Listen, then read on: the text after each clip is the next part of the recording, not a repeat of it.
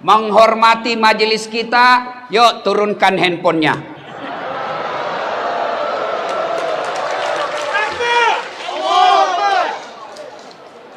Setan pasti berupaya menggagalkan ceramah kita. Dengan cara apa? Lihat HP-mu, lihat HP-mu, lihat HP-mu. Akhirnya apa? Bapak tidak konsentrasi dengar ceramah. Maka simpan HP. Anak muda yang pegang HP, saya doakan kau tidak dapat jodoh.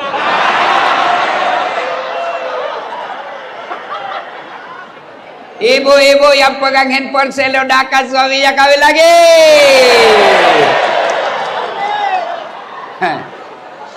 Simpan dulu HP, simpan. Ayo. Kalau saya sudah katakan simpan HP, masih juga dipegang HP-nya begini, maka dia bukan setan, tapi dia sudah bapak moyangnya setan. Simpan dulu bos, simpan dulu. Nggak usah merekam.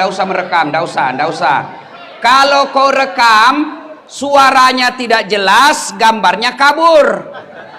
Tapi saya mau dokumen Ustadz, saya mau lihat nanti di rumah, boleh. Caranya gampang. Gimana? Buka YouTube, tulis nama Das'ad Latif, Masjid An-Nur Riau, pasti muncul. Gambarnya jelas, suaranya jernih dan bagus, sudah diedit.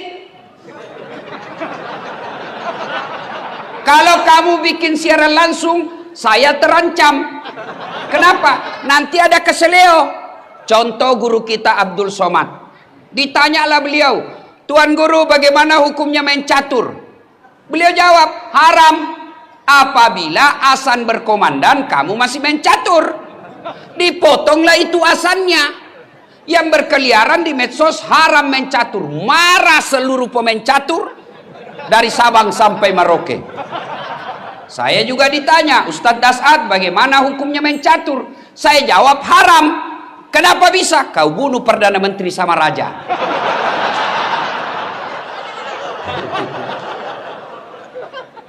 Yang ngedarkan celengan, simpan saja itu bos. Nanti saya ngisi celenganmu.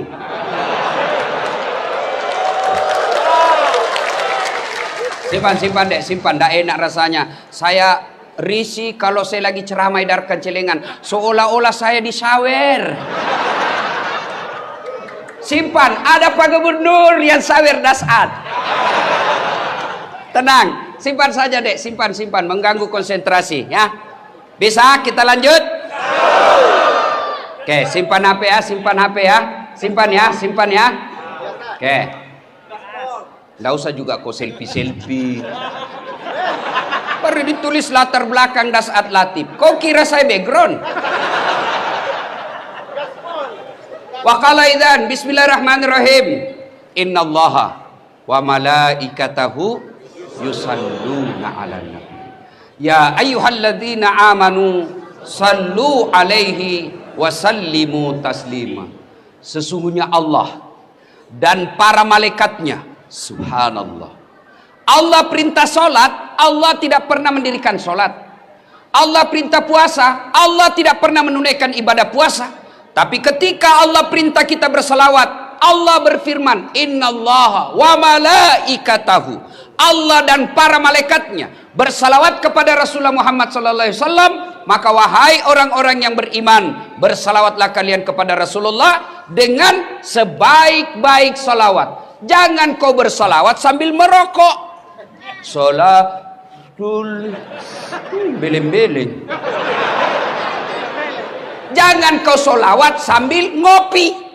Itu tidak haram, tapi bukanlah adab yang baik ketika mendoakan salawat kepada Rasulullah Muhammad SAW.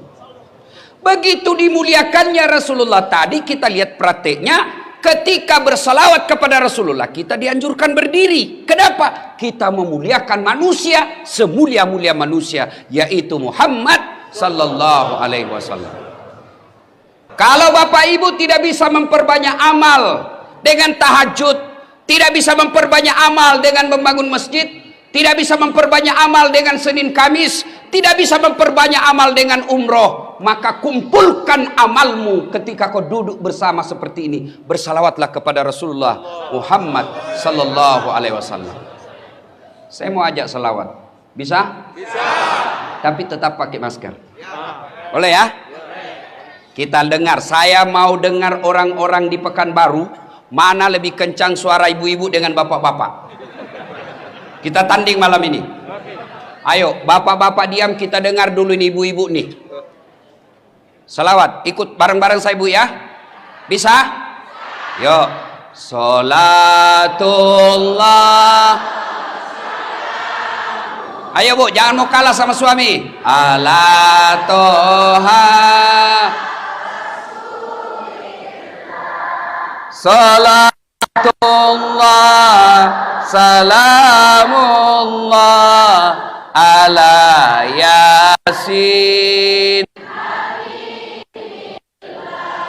Nilainya 6,5. Sekarang kita dengar bapak-bapak. Ibu-ibu diam. Bapak-bapak, ayo jangan mempermalukan jenis kelamin. Ayo Mas. Kau kasih malu saya kalau suaramu lebih. Ayo ibu-ibu diam. Bapak-bapak, ayo dek. Salatullah salamullah ala toha rasulillah. Salatullah salamullah ala Yasin habibillah. Nilainya 9,9. Memang ibu-ibu tadi tidak bisa kencang suaranya, tapi itu tadi syahdu. Suara begitu tadi tuh yang membuat kita nafsu. Makanya dedek gadis, kalau kau ditelepon sama cowokmu, jangan kau mendayu-dayu mensahdukan suaramu. Assalamualaikum. Waalaikumsalam. Bagaimana kabar dek? Baik-baik bang. Bagaimana orang tidak tergoda? Coba kalau tegas sedikit. Assalamualaikum. Waalaikumsalam. Lagi ngapain? Kenapa kau tanya-tanya? Nggak diteleponnya lagi kau besok. Ibu bapak, saudara-saudara sekalian, teristimewa yang kita hormati, Bapak Gubernur Provinsi Riau, Datuk Sri Setia Amanah Haji Samsuar. Yang kita hormati dengan penuh kehormatan, Bapak Kapolda Provinsi Riau, Bapak Inspektur Jenderal. Kau tahu Inspektur Jenderal dek? Ah, tahu? 2 bintang. Tapi calon pensiun juga.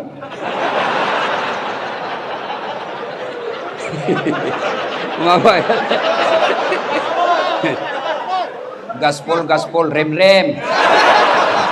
Kau mau ditangkap Kapolda? Jangan kau lawan polisi ya. Adik-adik, dengar baik-baik. Jangan musuhi polisi. Boleh kau musuhi pribadinya, tapi jangan musuhi polisi. Kalau hilang motormu, siapa kau cari? Siapa kau cari? Pak Imam.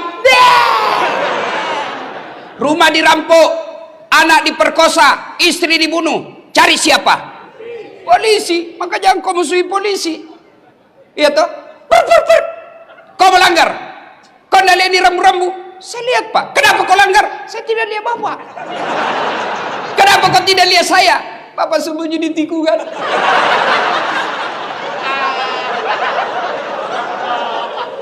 Itu polisi film India, bukan polisi Indonesia. Polisi Republik Indonesia. Lihat Kapolda kita hadir di tempat ini.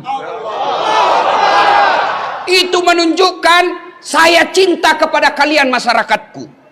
Ini penuh resiko hadir di tempat ini, mempertaruhkan jabatan. Tapi beliau katakan, yang penting saya harus hadir sebagai penegak hukum di Provinsi Riau. Allahu Akbar.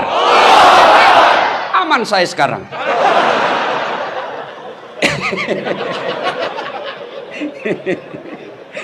Inspektur Jenderal Polisi Bapak Agung Setia Imam Effendi, yang kemudian semua saya cintai karena Allah Subhanahu wa taala.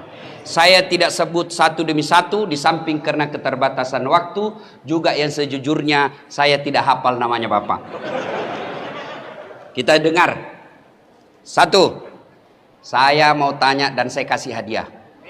Siapa yang tahu anak bungsunya Nabi? Nah. Nah. Siapa? Kau. Sini. Cepat. Cepat. Ya. Cepat. Sebelum kau jawab, ada passwordnya. Siapa namanya anak pertamanya Kapolda? Kurang tahu. Oke. Kalau begitu, siapa nama anak bungsunya Rasulullah? Fatimah Zahra. Aduh, sudah kencang, salah lagi. Tapi tidak apa-apa, daripada kau malu diambil YouTube, tetap dapat 100. Ibu bapak, saudara-saudara sekalian, nama anak Nabi yang bungsu, siapa namanya? Gimana kau mau meneladani Nabi? Anak Nabi kamu tidak ngerti. Inilah pentingnya maulid. Adik-adik, siapa yang tahu berapa anaknya Nabi? 3 laki-laki 4 perempuan.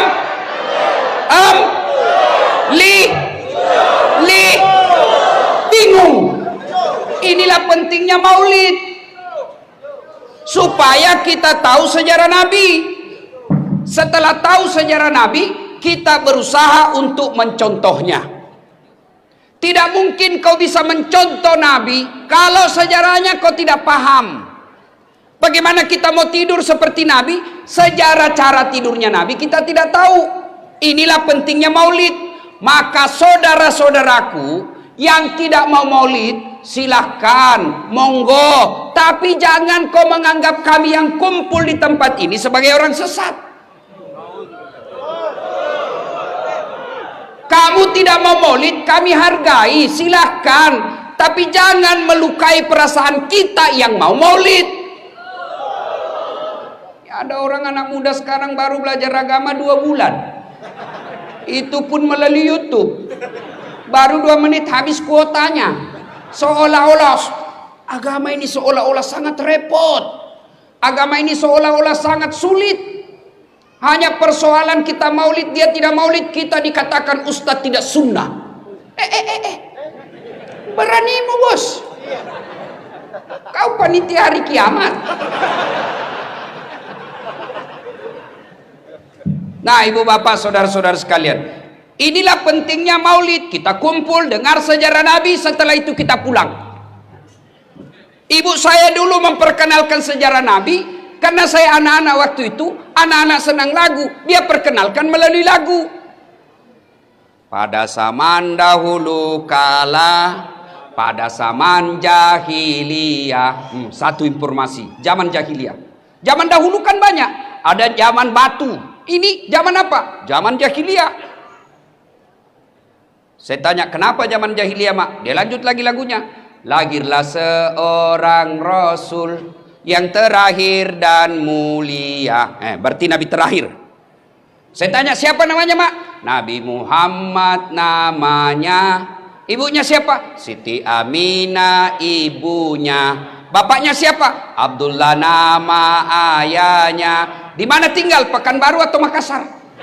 Madinah tempat tinggalnya. Terus kenapa lagi, Mak? Setelah dewasa diangkat menjadi Rasul. Siapa yang angkat? Pak Kapolda atau Pak Gubernur? Oleh Allah yang kuasa. Allah itu siapa, Mak? Pencipta alam semesta. Itu lagunya ibu-ibu dulu. Belum ada BKMT, belum ada majelis taklim, tapi bisa memperkenalkan sejarah Nabi dengan lagu yang diajarkan ke anaknya. Lagu ibu-ibu dulu. Sekarang lagu ibu-ibu apa? Putar ke kiri, nona. Putarlah ke kiri, ke kanan, beleng-beleng. Ada kiri kanan. Coba. Lagunya anaknya lagu-lagu. Po ami belalang kupu-kupu, siang makan nasi, kalau malam minum susu. Mana ada kupu-kupu makan nasi? Hoax. Bohong-bohong. Nah, kenalkan Nabi melalui lagu. Itu ibu saya. Sekarang saya tambah lagu itu. Anak-anak Nabi ada 7 orang, 3 laki-laki, 4 perempuan. Pertama Qasim, Abdullah, Ibrahim, Zainab, Ruqayyah, Ummu Kalsum, Fatimah. Ibunya bernama Siti Aminah, ayahnya bernama Abdullah, kakeknya bernama Abdul Muthalib, pamannya bernama Abu Thalib. Baru kau tahu tuh anaknya Nabi 7 dari lagu ini. Inilah hikmahnya maulid, supaya kita kembali mendengar sejarah Nabi, supaya kita minimal bisa tahu, berdoa supaya kita bisa teladani. Saya mau cerita tapi waktu terbatas, sedikit saja kisahnya. 1. Di Mekah Nabi diteror, baik teror mental maupun teror fisik. Sahabat-sahabatnya dibunuh. Maka orang pertama yang disiksa dan dibunuh mati syahid dalam Islam namanya Sumayyah. Dibunuh dia, diikat oleh Abu Lahab, lalu ditombak badannya. Kenapa ditombak badannya? Marah karena Abu Lahab bilang, Sumayyah, saya tahu kenapa kau bela sekali Muhammad. Muhammad kan agak kece, cakep-cakep. Ya, pasti kau suka Muhammad toh? Marah. Sumayyah, dia kumpulkan seluruh air liur yang ada di mulutnya, lalu dia diludai raja waktu itu. Dia bangsawan terkenal itu Abu Lahab waktu itu. Abu Jahal, bang! Marah Abu Jahal, naik pitam, dia ambil tombak, dia tusuk badannya. Meninggal. Di depan Nabi, para sahabat disiksanya, diteror secara mental, diteror secara fisik. Akhirnya Nabi memutuskan pergi, mudah-mudahan di Taif mendapat simpati dan pertolongan. Jalanlah dari Mekah ke Taif. Sampai di Taif, apa yang diharapkan? Jauh panggang dari api. Nabi berharap ada simpati dari orang-orang Taif. Ternyata disambutnya Nabi dengan apa? Lemparan batu. Siapa yang melemparnya? Bukan orang anak-anak, bukan orang dewasa. Siapa yang melemparnya? Anak-anak kecil. Kalau orang dewasa sama dewasa, kita merasa terhormat, satu letting kita. Tapi kalau kita dihina sama anak-anak, terhina sekali. Nabi dilempari, dikejar. Sampai robek pelipis beliau. Pada saat itu datang malaikat Jibril menawarkan bantuan. Ya Muhammad, sudah keterlaluan orang-orang Taif ini. Allah perintahkan kepadaku Muhammad, kau berdoa, saya angkat gunung Taif ini, saya lempar, saya hancurkan mereka semua. Kau berdoa saja kepada Allah, saya hancurkan mereka. Allah minta izin, Allah sudah kabulkan. Kalau kau berdoa, saya hancurkan mereka. Kalau saya tiba-tiba di sini diserang sama preman, kepung preman ratusan orang, datang Kapolda. Bagaimana Ustaz? Hancurkan jenderal. Apakah Nabi lakukan itu? Tidak. Nabi hanya berkata, ya Jibril, ingin doaku hari ini, berikan hidayah kepada mereka, berikan hidayahmu kepada mereka. Mereka memperlakukanku seperti itu karena mereka tidak tahu apa yang aku bawa kepadanya. Kalau mereka tidak beriman kepadaku, yang sekarang mereka tidak beriman kepadaku, saya berdoa kepada Allah, mudah-mudahan anak cucu mereka nanti yang akan beriman kepadaku. Dan Allah kabulkan doa. Allah kabulkan doa Muhammad sallallahu alaihi wasallam. Sekarang ketika Bapak ke Taif, tidak satu pun manusia yang tidak beriman kepada Allah dan Rasulnya. Padahal dulu melawan Nabi.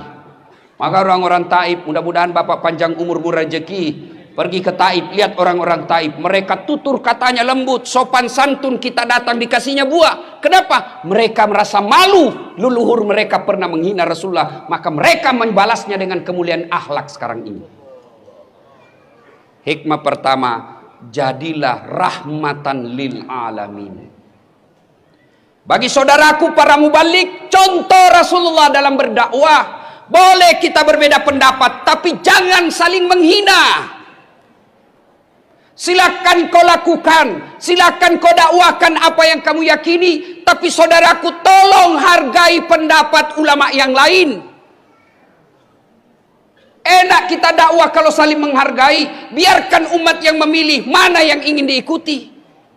Kita sama kiblatnya, kita sama nabinya, kita sama rukun Islamnya, rukun imannya sama, Tuhan yang kita sembah sama, sholat kita sama. Masa gara-gara maulid dan tidak maulid kita berpecah belah? Di mana belajar mereka dakwah? Saudaraku, adik-adik remaja yang baru belajar agama, bagus girahmu belajar agama, tapi jangan taklid, jangan terfokus pada satu guru saja, kau tidak mau dengar guru yang lain. Maka sampai sekarang Pak Gubernur, saya tidak mau kalau ada yang membuat komunitas sahabat Dasat Latif, saya tolak. Kenapa? Kalau ada sahabat Dasat Latif berarti ada yang bukan sahabat saya. Kalian semua sahabat saya, non muslim pun sahabat saya. Kelemahan anak-anak remaja kita belajar, ketika sudah ada komunitas sahabat ustadz ini, maka dia tidak mau dengar ustadz yang lain. Adik-adikku, makin banyak guru yang kau dengar, makin luas wawasanmu. Makin luas wawasanmu, makin enak kau hidup. Dulu waktu saya kecil, kalau orang berbeda di masjid tidak ada ribut. Allahu Akbar. Subuh kunut, yang satu tidak kunut, yang satu kunut, yang di samping saya tidak kunut, saya tidak ribut. Saya cuma bilang dalam hati, oh Muhammadiyah. Selesai. Maka dede sekalian, ketika kau mendapat konten-konten dakwah, apalagi yang di Instagram, yang 1 menit, 2 menit, kan tidak punya waktu untuk membahasnya secara detail, maka jangan kau berpendapat itu yang berbeda salah. Tidak. Contoh paling konkret. Kata saya tidak makan. Apa artinya? 1, saya tidak makan, lagi puasa. Saya tidak makan, alergi. Saya tidak makan, kenyang. Saya tidak makan, haram.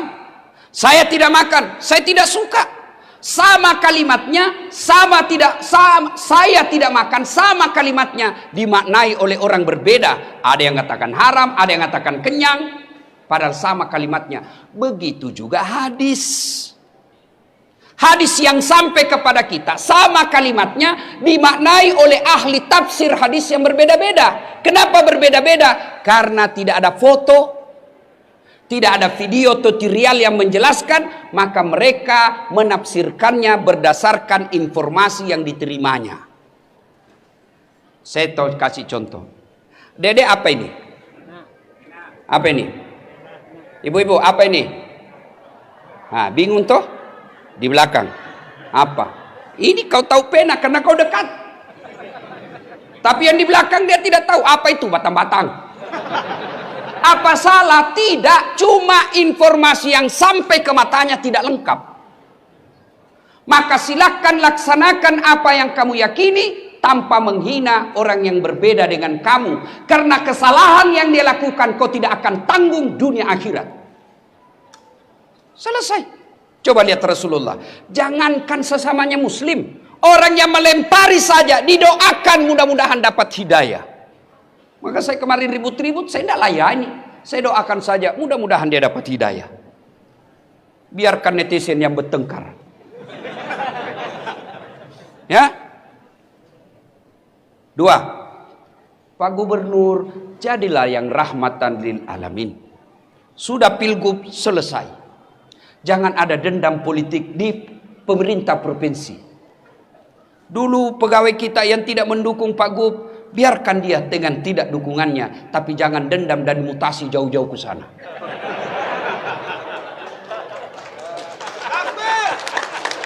Dan kalaupun ada yang dimutasi karena dulu tidak mendukung Pak Gubernur, kau dimutasi, resiko bos. Resiko. Kau dulu kepala dinas tapi salah dukung, non job, jadi staf ahli yang tidak ada stafnya. Maka kau sabar, kan sudah mau kau juga kepala dinas, kasih lagi gerbong gubernur baru. Tapi kalau dia orang baik, beriman kepada Allah, tidak peduli. Maka saudara, jadilah Islam yang rahmatan lil alamin. Itu kepada orang lain. Sekarang kepada keluarga. Oh, banyaknya orang 30 tahun suami istri hanya karena perkara WhatsApp salah masuk dimaki-maki suaminya. Memang kau pembohong. Tidak kusangka begitu. Kata suaminya, apa dek? Apa nih? Apa. Itu WhatsAppmu. WhatsApp yang mana? Itu. Ada lope-lope. Sayangku, jangan salah sangka. Ini salah kirim. Ini. Ibu-ibu semua, kalau sudah dapat kesalahan suaminya, tidak bisa dilupanya. Ini ibu-ibu nih, ahli sejarah semua ini, Pak. Sekali kita salah, sampai mati diingatnya.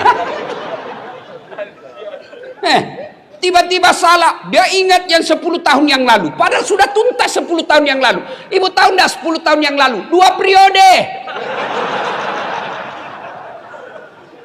Masih diingatnya, itu dulu. Apa dulu sekira sudah tuntas 10 tahun yang lalu. Akhirnya apa dia katakan? Ceraikan saya. Sudah punya anak 3. Berdarah-darah suami membangun rumah tangga, bikin rumah. Cicil bertahun-tahun. Dibelikan mobil, dicicil bertahun-tahun.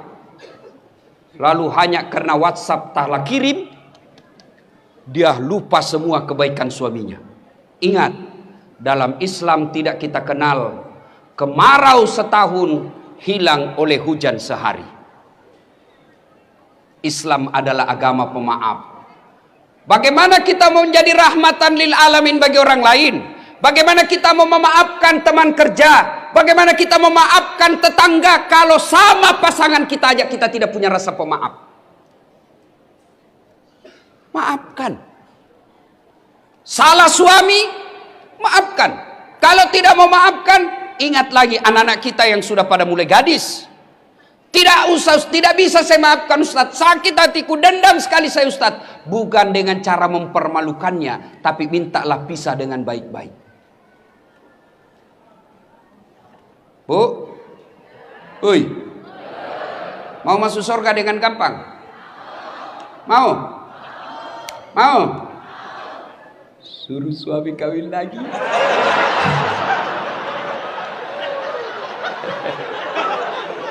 Langsung dipilih ibu-ibu. Banyak jalan menuju surga Ustaz. Memang banyak tapi macet. Salatullah salamullah ala toha Rasulillah. Salatullah salamullah ala Yasin. Poin kedua, Rasulullah Sallallahu Alaihi Wasallam suatu ketika ke masjid. Sampai di masjid dibuka sendalnya. Ada sahabat, dia lihati sendalnya Nabi. Dalam hati Nabi, oh dia suka sendalku ini. Dia senang sendal saya.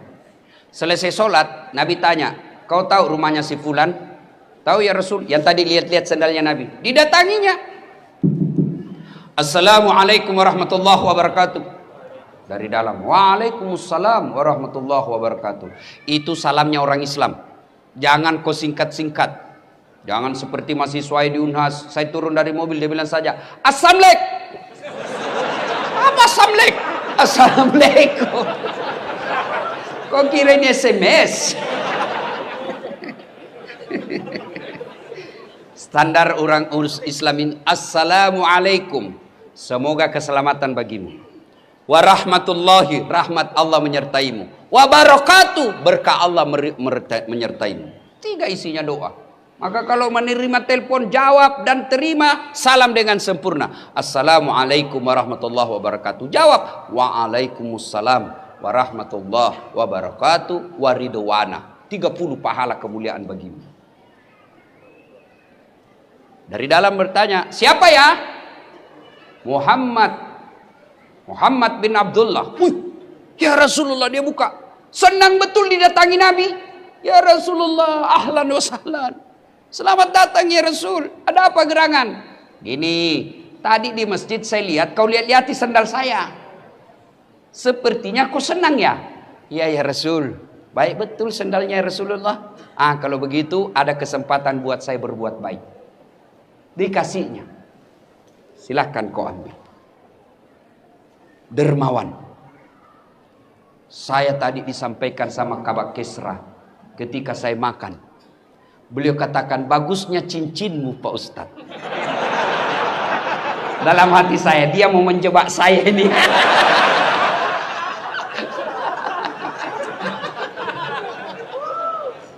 Bersedekahlah.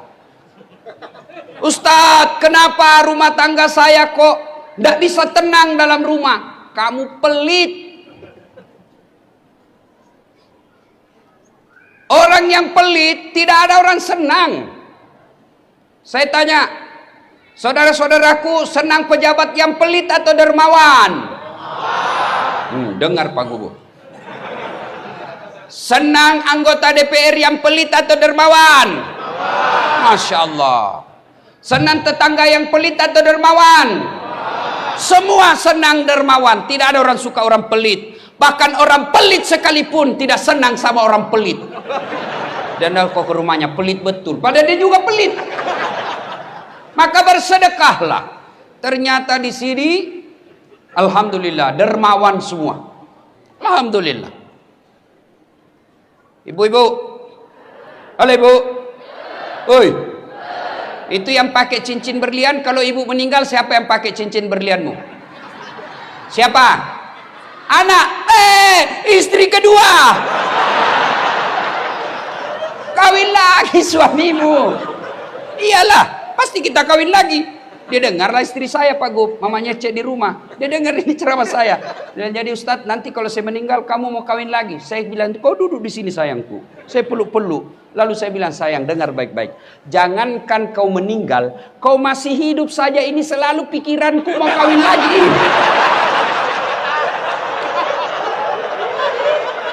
Bukan karena saya takut sama kamu, cuma saya takut ketinggalan follower. Ayo, ibu-ibu, emas berlian demi Allah kalau ibu meninggal bukan ahli waris, istri kedua yang punya. Daripada dinikmati istri kedua, mending sedekah.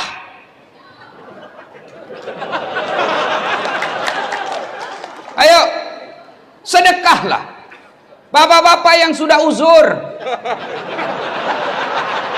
yang sudah muka-muka sakaratil maut, sedekahlah. Sedekah. Biasa kita salah menyikapi harta. Investasi. Apa? Ya, investasi. Ustadz, ada tanah di sana Ustadz. Ini Ustadz, 10 tahun yang akan datang 10 kali lipat harganya. Saya bilang, kau yakin masih hidup saya 10 tahun yang akan datang? Ini otaknya otak dibingkai setan. Investasi Ustadz, 5 tahun yang akan datang di sini, ujung-ujungnya Pekanbaru, tanah sekarang masih 1 juta. 5 tahun yang akan datang 7 juta, beli sekarang. Kau masih yakin 7 tahun yang akan datang masih hidup? Maka kalau kau mau yakin investasi paling real dan tidak bisa diambil orang lain, bangun kau masjid. Jelas investasinya. Ada duitmu sekarang, nikmati. Ada makan yang Anda nikmati, itulah makan itu. Makan yang enak-enak, nikmati, selebihnya sedekahkan. Allah tidak melarang kalian pakai yang mahal-mahal. Allah tidak melarang kalian bikin rumah yang mewah-mewah. Yang Allah tidak senang kau bikin rumah yang mewah, tapi kau tidak pernah bikin rumah ibadah. Rumah mewahmu anakmu yang punya. Iya kalau anakmu nanti baik. Kalau tidak baik, rugilah kau. Ada orang tua sudah selayaknya bikin masjid, sudah selayaknya bikin musola, sudah selayaknya bantu panti asuhan, sudah selayaknya menyekolahkan fakir miskin. Investasi. Sudah sekolahkan anaknya tinggi-tinggi. Sudah itu dia kasih nikah, dia lagi yang ngongkosi. Sudah nikah anaknya, dibelikan lagi rumah. Sudah dibelikan rumah, lahir anaknya, cucunya, dia lagi yang sekolahkan cucunya. Dibelikan lagi mobil, cucunya dibelikan lagi mobil. Tidak salah, tapi bapak keliru kalau bapak tidak pernah bikin rumah ibadah. Iya, kalau anakmu baik. Nanti anak yang kirimkan saya ketika saya meninggal, jangan harap. Kalau anak yang baik, anak kita baik, tapi takut sama istrinya. Apa? Sedekah-sedekah bapakmu terus, bapakmu sudah mati, itu anakmu, belikan mobil. Terpaksa tidak jadi sedekah buat bapaknya. Yang sudah meninggal. Ada di sini, bapak-bapak takut sama istrinya? Ada? Muka-muka takut sama istrinya.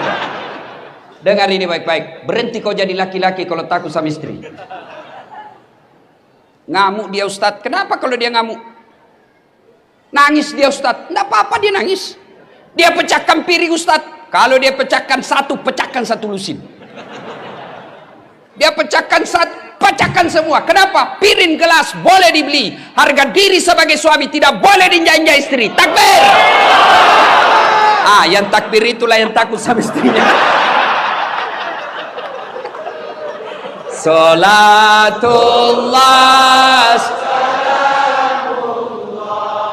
ala toha rasulillah, salatullah salamullah ala yasin. Bapak-bapak, kira-kira kalau bapak sudah meninggal masuk kubur, apa masih ada bisa yang bantu kita? Pak Kapolda punya anggota dimutasi jauh sekali, pedalaman Riau, tidak ada sinyal, jalan jelek, menderita di sana. Masih ada pilihan? Masih ada pilihan? Masih Pak Jenderal. Apa pilihan? Pensiun dini, tidak ada urusan. Pegawai kantor gubernur salah pilih kemarin,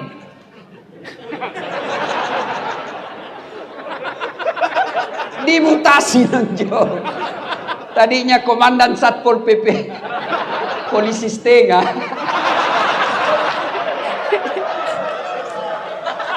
Ya kan? Dimutasi. Masih ada pilihan? Masih. Apa pilihan? Tunggu 5 tahun selesai jabatannya. Nggak bisa menunggu. Masih ada pilihan. Apa pilihan? Pensiun. Minta pensiun. Selesai. Saya merantau dari Tanah Bugis ke bumi Lancang Kuning sini. Ternyata tidak bisa cari nafkah dengan baik. Menderita saya di sini. Masih ada pilihan? Apa? Pulang kampung. Masih ada pilihan. Dunia menderita kamu, masih ada pilihan. Tapi dengar saudaraku, demi Allah, begitu kau masuk kubur, senang tidak senang, tinggal kau di situ. Tidak boleh kau keluar lagi. Begitu kau keluar, lari satu kampung Pak. Dan pada saat itu tidak ada pilihan.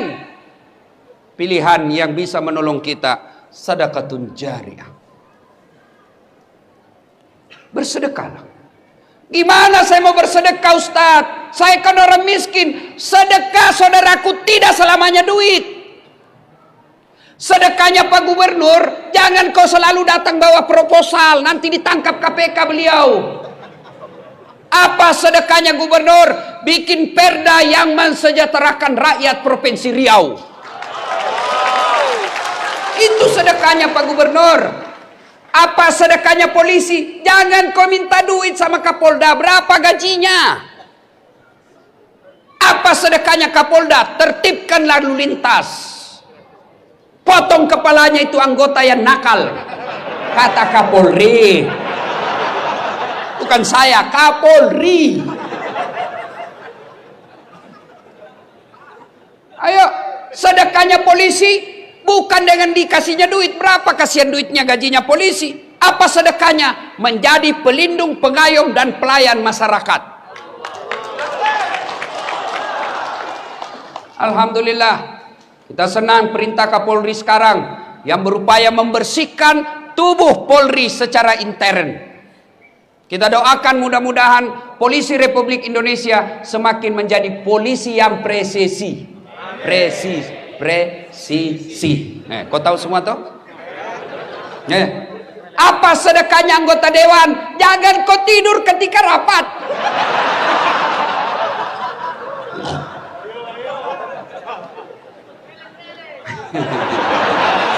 Nakal kau ya. Pak Gub, pernah dengar ceritanya anggota DPR di akhirat? Kan? Wow, masuklah ini anggota, ada penghafal Quran Pak Gub, masuk surga. Begitu masuk surga dilihat, kenapa banyak anggota dewan ini di surga? Di negara saya ditangkapi gara-gara korupsi. Dia datang protes sama malaikat penjaga surga. Malaikat, kenapa banyak anggota dewan di dalam sini? Di negara saya ditangkap mereka itu korupsi. Dia bilang penjaga surga, "Nggak usah ribut, ini cuma reses."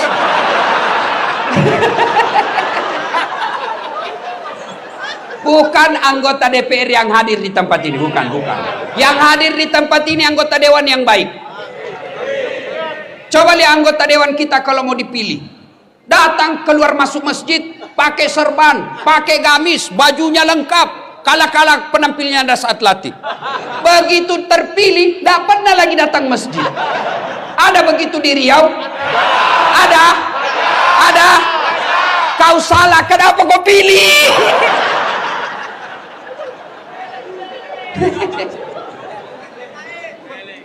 Ada lagi cerita di Pak Gub. Pak Kapolda, beberapa hari yang lalu saya ceramah di depan Pak Presiden di Kalimantan Selatan. Bapak Presiden yang terhormat, di depan pintu surga, ketika penghuni surga sudah mau masuk, tiba-tiba macet kunci. Macet kunci surga, tidak mau terbuka. Orang mau masuk, macet kunci. Malaikat coba, tidak bisa terbuka. Akhirnya malaikat balik. Ada yang bisa perbaiki kunci? Maju orang pertama, Ajinomoto, orang Jepang. Saya bisa perbaiki, cuma saya minta ongkos 3 juta. Untuk apa 3 juta? 2 juta pergantian barang rusak, 1 juta biaya kerja. Oh begitu. Oh, berdiri orang kedua, George, Amerika. Saya bisa lebih hebat dari dia, cuma saya minta agak lebih sedikit. Kata malaikat, berapa? 5 juta mas bro. Untuk apa 5 juta? 2 juta biaya riset, penelitian, kita mau tahu apa sebabnya supaya tidak terulang. 2 juta lagi pergantian barang yang rusak, 1 juta saja biaya kerja. Oh begitu. Maju orang ketiga. Saya bisa lebih hebat dari ini, lebih jago saya dari ini 2. Siapa kamu? Broker.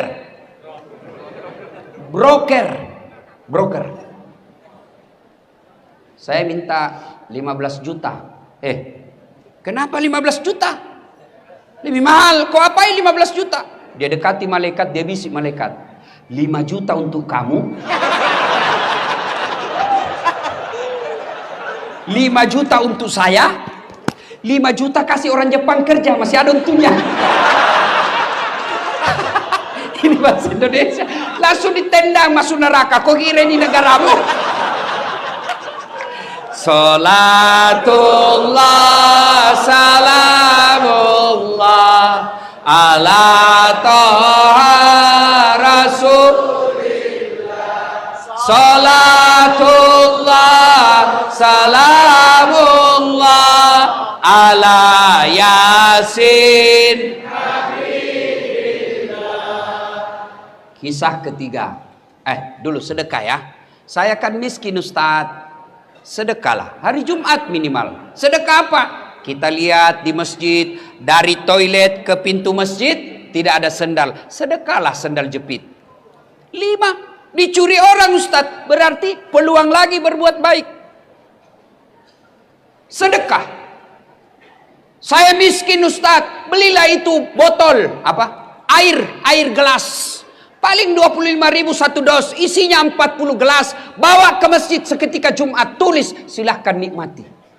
Yang minum ternyata penghafal Quran, yang minum ternyata imam, yang minum ternyata mubalik. Selama orang-orang soleh itu beribadah kepada Allah, tetesan air yang ada dalam dagingnya gara-gara kau belikan air, kamu dapat pahala. Sedekahlah, jangan terlalu pelit. Gimana mau bersedekah? Nah, kadangkala kita lebih hormat kepada selebriti daripada sama ulama. Kalau ulang tahun kabupaten, ngundang artis, kasih 4 tiket bisnis kelas. Sampai di bandara, dari bandara ke hotel pakai forerunner, tentara polisi mengawal. Kasih hotel bintang 5. Apa dia bawa si selebriti? Adalah alamat palsu. Datanglah dia, kelihatan dadanya, kelihatan pahanya. Jogetlah di depannya suaminya, Bu.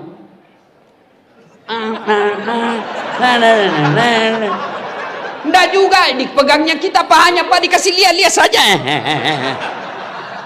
Pulang kasih uang 100 juta. Sampai di Jakarta dia pakai maksiat duit kita yang 100 juta itu. Begitu cara kita menghormati para seleb yang hanya datang hura-hura. Tapi begitu Bapak mengundang penghafal Quran datang, yasinan di rumah, datang baca yasin, barasanji di rumah, Bapak jemput, tidak, dikirimi nya motor tua, satu sadelnya di belakang, tidak ada stang kakinya, tak gantung lah kaki kita. Hujan satu mantel kita berdua. Sudah sampai dek, sedikit lagi Ustaz, tinggal 2 tikungan. Begitu 1 jam kita barasanji di dalam, sallallahu ala Muhammad, sallallahu alaihi sallallahu. Busa-busa sama ketek, Pak. Begitu mau pulang kasih duit 50.000, dikusuk-kusuk pula. Kata suaminya, masa kok cuma kasih 50.000? Apa dia bilang istrinya? Ya sudahlah, tambah pisang 2 sisir di situ. Kau ketawa karena kau begitu kelakuanmu.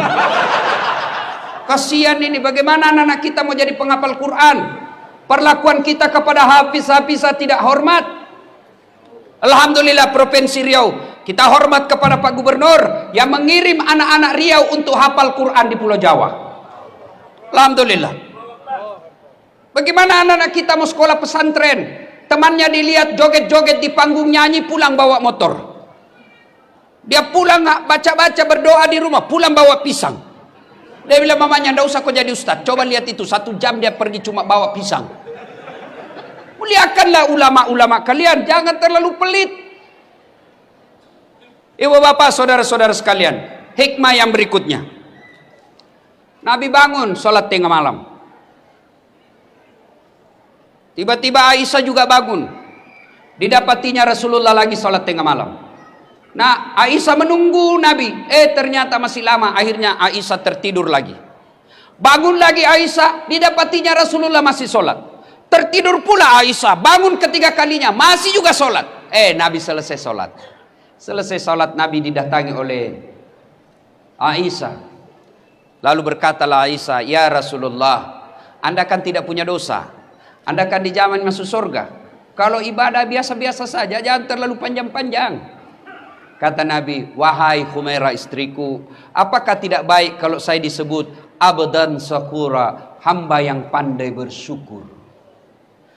Hikmah yang kita bawa pulang, ayo tingkatkan kecintaan beribadah. Alhamdulillah saya lihat kalian semua rajin dengar dakwah. Tapi semua tidak ada guna ketika tidak ada action ibadah. Pengetahuan belumlah sempurna kalau kita tidak lakukan dalam kehidupan sehari-hari. Ibadah apa yang mendesak kita lakukan? 1, ketika ada masalah dalam hidupmu, berdoalah kepada Allah Subhanahu wa taala. Semua kita pasti punya masalah. Nih di depan saya semua muka-muka penuh masalah. Saudara-saudaraku kepala dinas, saudara-saudaraku pegawai ASN di kantor gubernur, kalian mau menjadi pejabat, tidak usah cari muka sama gubernur. Kamu sudah punya muka. Ada juga itu ASN kalau di depannya gubernurnya kan tidak punya harga diri. Ya Pak, siap-siap. Santai mako bos. Biar gubernur senang sama kamu. Kalau istrinya gubernur tidak senang, tidak jalan es kamu. Ya pastilah. Apalagi kalau istrinya Pak Gubernur sudah, saya tidak mau lihat itu anak buang. Pokoknya bulan depan saya tidak mau lihat lagi ada di situ. Hancur kau, hancur, hancur-hancurnya. Daripada cari muka sama manusia, mending kau cari muka sama Allah. Ada anggota kepolisian di sini yang hadir, nggak usah cari muka sama jenderal. Jenderal ada pensiunnya, jenderal ada mutasinya. Kalau di depan Kapolda, jawab.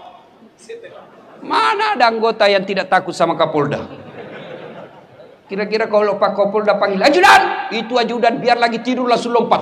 Siap komandan. Coba, sehebat-hebatnya Kapolda pasti takut juga sama istri. Mana ada polisi tidak takut sama istrinya? Dah ada orang jago depan istri Pak, termasuk Dasat Latif. Itu polisi, dia bilang polisi teman saya. Sebenarnya kami ini Ustadz tidak takut sama istri. Cuma istri selalu melapor sama istrinya komandan. Dan komandan juga takut sama istrinya. Daripada kalian cari muka sama gubernurmu, cari muka sama kapoldamu, sama danremmu, sama sekdamu, lebih baik kau cari muka kepada Allah. Gimana caranya? Berdoalah kepada Allah. Minta kepada Allah. Kalau Allah yang kabulkan doamu, tidak ada artinya kekuatan manusia. Saudaraku, kau mau sarjana, sudah sarjana mau cari kerja, jangan nyogok. Kau demo kiri kanan, jangan korupsi. Begitu kau sarjana mau jadi pegawai, kau nyogok. Apa hebatnya pegawai negeri? Nyogok kalian 100 juta mau jadi polisi, sampai 300 juta, sampai pensiun kau tidak bisa kembalikan uangmu itu. Mana ada pegawai negeri tidak ada utangnya di koperasi? Tunjukkan saya. Kenapa kau tahu? Saya juga pegawai negeri. Udahlah. Kau sarjana tidak harus jadi pegawai negeri. Kau sarjana tidak harus jadi polisi, tidak harus jadi ASN. Kau jadi pengusaha, kau jadi anggota DPR pun boleh. Adik-adik yang sarjana, kau pulang kampung, masa kau tidak bisa dapat di kabupatenmu 1.500 suara? 1.500 suara, insya Allah kau duduk di DPR. Perbaiki negaramu. Jadi anggota DPR yang jujur. Kalau kau waktu kuliah kau demo-demo pejabat yang korup, begitu kau menduduki jabatan, kau aplikasikan protesmu yang korup itu. Tidak mesti. Tidak mesti kau jadi pegawai negeri hanya nyogok.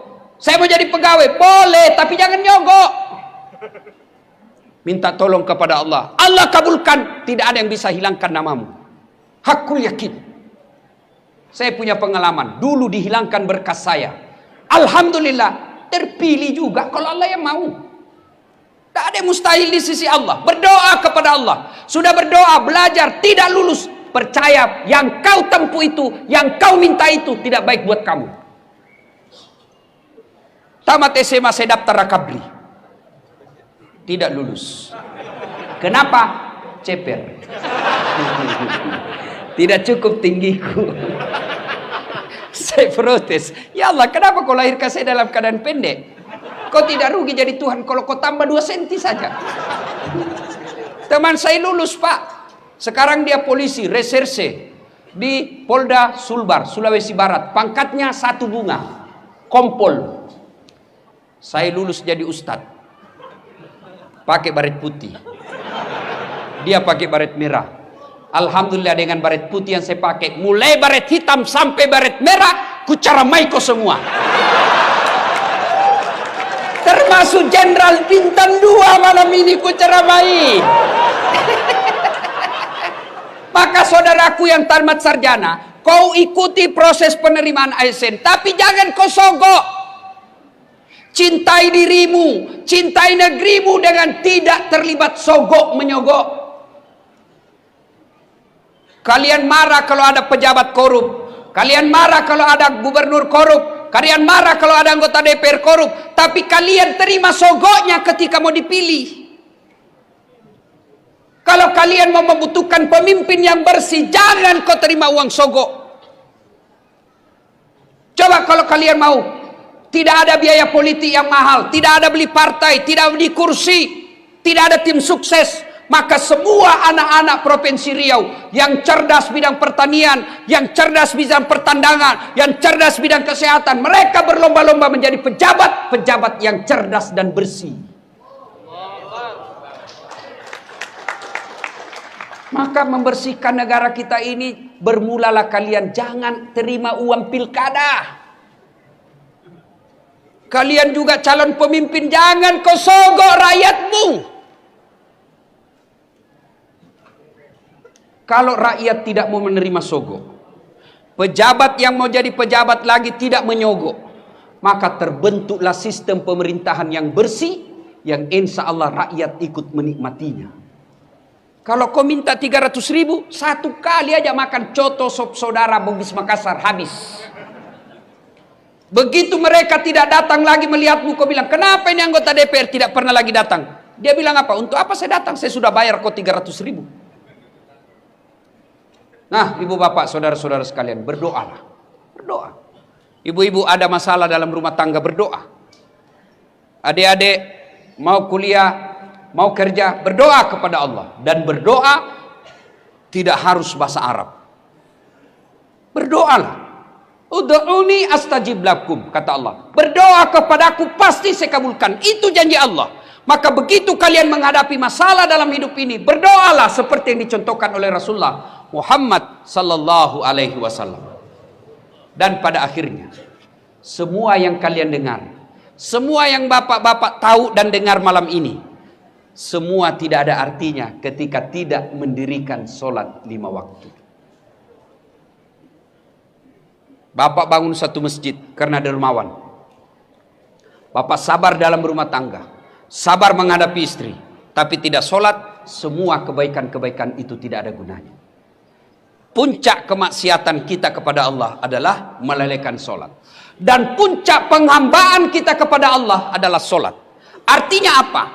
Orang kalau ibadah yang lain boleh kegiatan lain. Bapak puasa sambil nunggu buka puasa, boleh sambil menyanyi. Ada istri di samping, bapak nunggu buka puasa, boleh sambil menyanyi. Bila kamu di sisiku, hati rasa syahdu. Batal puasa? Tidak. Tapi sholat, puncak penghambaan kepada Allah, tidak boleh kau sambil dagang, tidak boleh kau sambil nyanyi. Allahu Akbar. Begadang jangan begadang.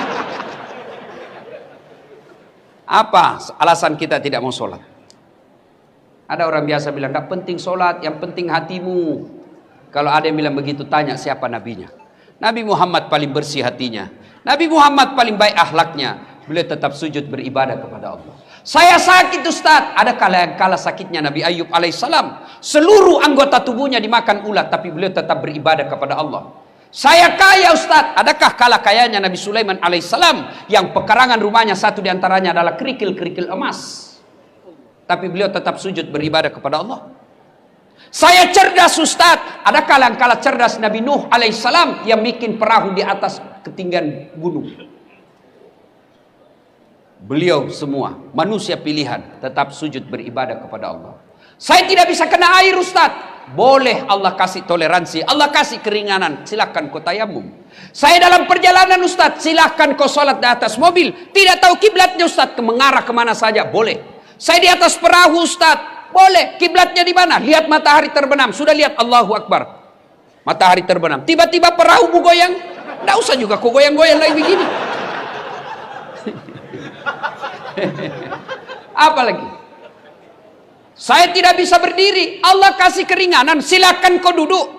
Tidak bisa duduk, baring, tidak bisa baring, salat pakai isyarat. Allahu Akbar, sami Allahu liman hamidah, Allahu Akbar, boleh. Tidak bisa juga, salat dalam hati. Masih tidak bisa, bungkus kain putih, bawa dikubur. Ibu bapak, saudara-saudara sekalian, dan pada akhirnya, mari mencintai Rasulullah. Bermula dari kecintaan kita berselawat kepada Rasulullah Muhammad sallallahu alaihi wasallam. Banyak yang ingin kita uraikan, tapi waktu yang terbatas. Terima kasih Pak Gubernur atas undangannya. Luar biasa Pak Gubernur. Biasanya gubernur itu kalau undang, saya mau tanggal sekian. Kalau tidak bisa tanggal sekian, tidak usah. Tapi Pak Gubernur beliau katakan kepada Pak Zul, kalau Kabak Kesra, terserah waktunya Pak Ustadz. Alhamdulillah. Mudah-mudahan Provinsi Riau di bawah kepemimpinan Bapak Gubernur, Allah mudahkan masyarakat mencari nafkah.